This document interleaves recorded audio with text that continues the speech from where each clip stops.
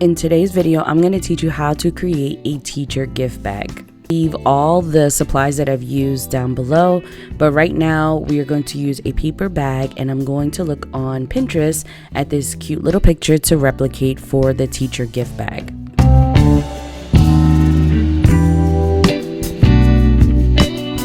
Now, I'm no artist, but I can replicate shapes that I see in a picture. So that's what we're doing right now.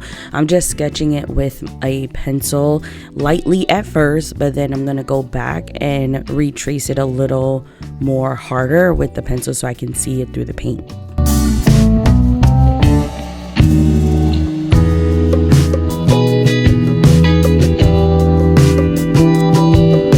There are some lessons that I've learned after painting this. One is I would paint the whole thing white first and then go in with your color by tracing it, because the colors don't really do well with a brown paper bag. So you have to do multiple coats. But I've done the other bags for my nephews, and if you do white first, the colors will really stand out. You won't really have to do that many coats of paint.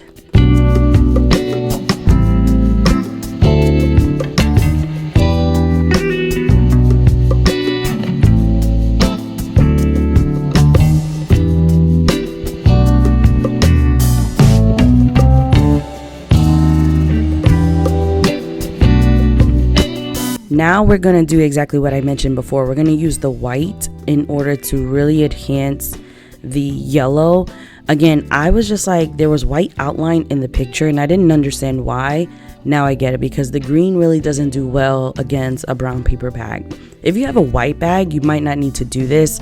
So I'm just going to paint over white with anything that was bright green or yellow, like the leaves and the bow that is in the photo.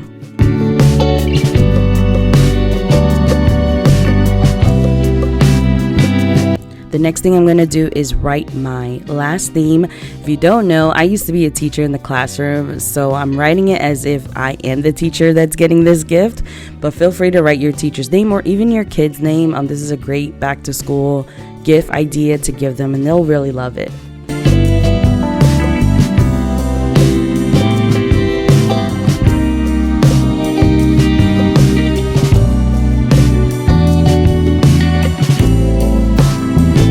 So as I mentioned before, the yellow is going to take a few coats, but the one thing I wish I would have done was paint it white first and then put the yellow on top, so that way it could be brighter.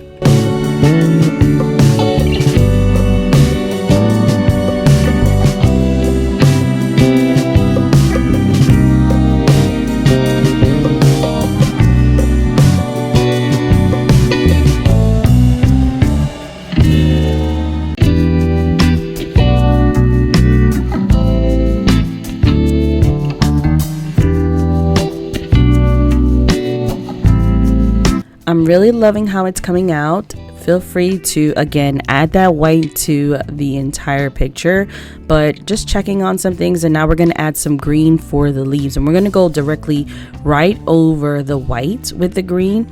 You can leave a little outline, because in the photo there were some outlines of white. It really makes it pop out. So I didn't cover all of the white with green. Instead, I just went over it, leaving a little bit on the outline of the vines and the leaves.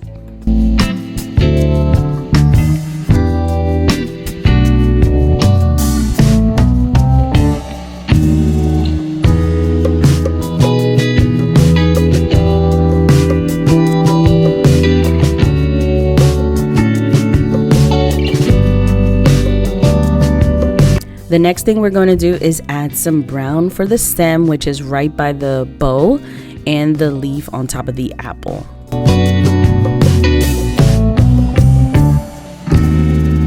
I didn't think it was necessary to put the white where the brown was, because I actually like how it came out, but we're gonna go over the leaf and then go over a few coats with the green when it comes down to the vines.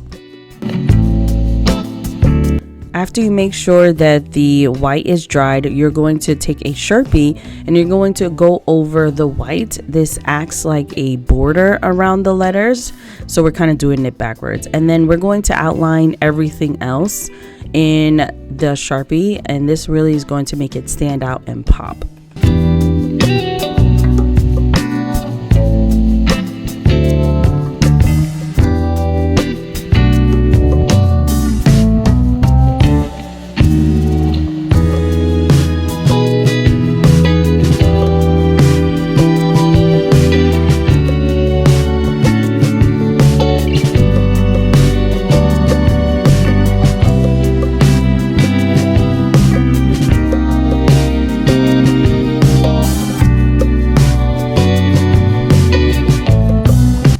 After you're done outlining it with a Sharpie, you're going to take a chalk marker, and a white one that is, and you're going to create a kind of shine to it.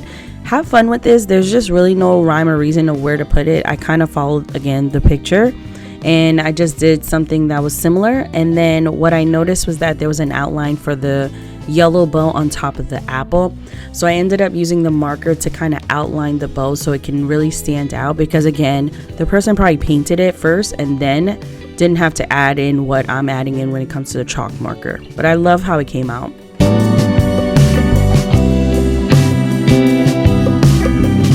Oh my gosh, it came out so cute. I absolutely love it. Let me know what you think, and I'll see you in the next video.